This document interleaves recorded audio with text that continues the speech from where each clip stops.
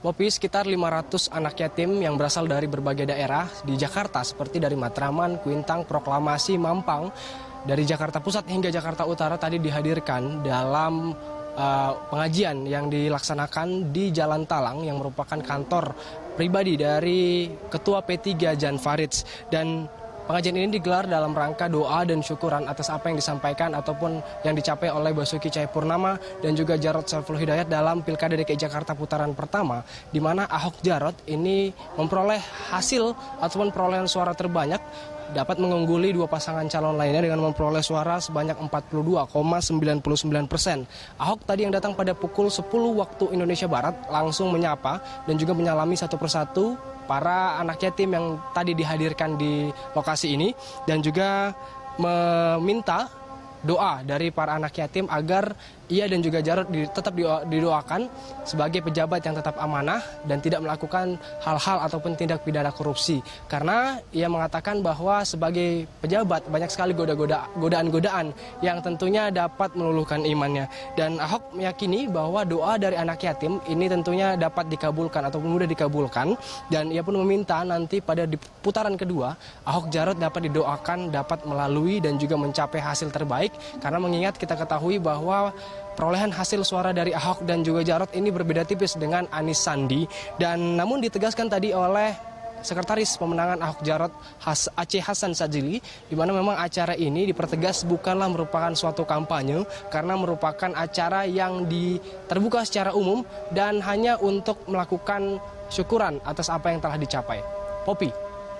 Ya, Fren, bagaimana tanggapan Ahok sendiri terkait saat KPUD menyatakan bahwa pasangan baja ini akhirnya masuk ke putaran kedua? Tanggapan mereka, Ahok sendiri tadi yang mewakili juga Jarot sangat positif sekali karena mereka sudah mengetahui sebenarnya bahwa mereka masuk ke putaran kedua sejak awal.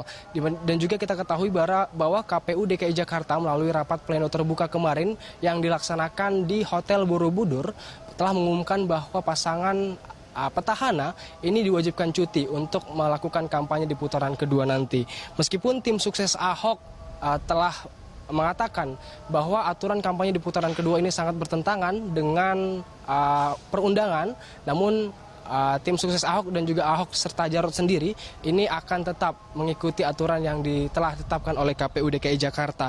Dan berbeda dengan putaran pertama, nanti Ahok dan juga Jarot di putaran kedua dalam melakukan kampanyenya akan lebih banyak berfokus kepada belusukan ataupun bertemu dengan warga, karena kita ketahui pada putaran pertama mereka lebih banyak menghabiskan waktu untuk melakukan temu sapa warga di Rumah Lembang, Menteng, Jakarta Pusat. Salah satu hal yang akan dilakukan Ahok dan juga Jarot nanti setelah proses cuti dilakukan dan juga telah melakukan kampanye di putaran kedua adalah dengan melakukan lebih banyak lagi pendekatan kepada masyarakat di lapangan, mengingat ada hal-hal yang harus dibahas lagi secara mendetail dan juga secara akrab kepada masyarakat. Salah satunya adalah masalah normalisasi. Ahok meyakini jika dijelaskan dengan baik dan juga jelas, ia meyakini bahwa masyarakat yang berada di pinggiran ataupun bantaran Sungai Kali Ciliwung ini dapat mengerti dan mau direlokasi. Dan selain itu, di hal-hal yang dilakukan Ahok nanti setelah cuti adalah dengan meluruskan berbagai hal-hal yang dianggap telah berkembang saat ini, seperti halnya ada yang menyatakan bahwa bagi warga nanti yang tinggal di rumah susun ini tidak dapat tinggal seumur hidup ataupun hanya dapat tinggal sementara. Nah, ini tadi ditegaskan oleh Ahok sendiri, di mana nanti seluruh warga yang telah direlokasi dan juga tinggal di rumah susun ini nantinya dapat tinggal di rumah susun seumur hidup hingga nanti ke anak cucu mereka. Malah nanti Pemprov DKI Jakarta akan membangun sejumlah toko di pinggiran jalan di sekitar dari rumah susun tersebut sebagai bahan mata pencarian dari warga untuk dapat berjualan. Dan berikut kita dengarkan kembali pernyataan selengkapnya dari Basuki Cahayapurnama.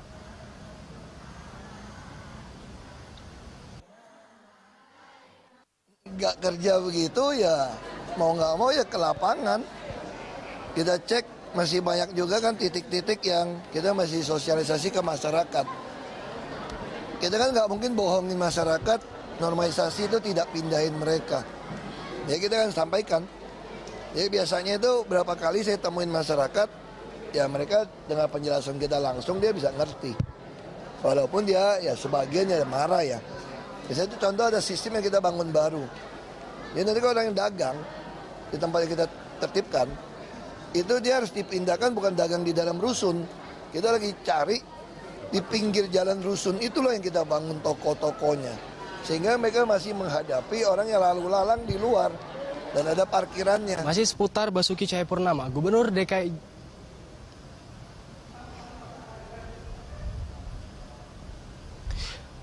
Jakarta Basuki Cahayapurnama mengunjungi lokasi makam Mbah Priok di Tanjung Priok, Jakarta Utara. Kedatangan Ahok dalam rangka meresmikan makam Mbah Priok di kawasan Cagar Budaya. Sebelumnya, Ahok pernah datang ke makam Mbah Priok untuk bersilaturahmi dengan para pengurus makam. Namun, kedatangan Ahok kali ini untuk meresmikan makam Mbah Priok sebagai salah satu cagar budaya di Jakarta. Ahok menyatakan status kawasan industri di areal makam Mbah Priok ini telah resmi menjadi kawasan budaya dan pada 2019 nanti dijadikan sebagai kawasan pariwisata. Sertifikat akan dibuat atas nama yayasan agar lokasi ini tidak bisa diganggu-gugat dan diperjualbelikan. Ahok yang didampingi sejumlah aparat Pemda DKI, didampingi pengurus, juga sempat berkeliling lokasi makam.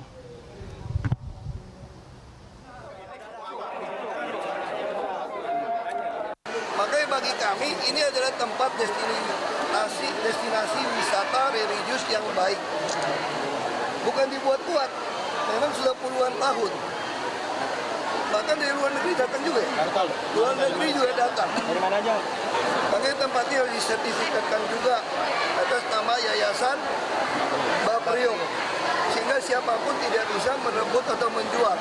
Apalagi ini sudah ditetapkan sebagai kawasan yang diberlakukan seperti situs cagar budaya dan dilindungi, sehingga tempat ini tidak bisa lagi diperjualbelikan jadi kontainer, jadi pelabuhan, tidak bisa lagi. Demikian Popi, informasi yang dapat kami sampaikan. Kembali ke Anda di studio. Ya, terima kasih Friendly Sagala dari lapangan pemirsa.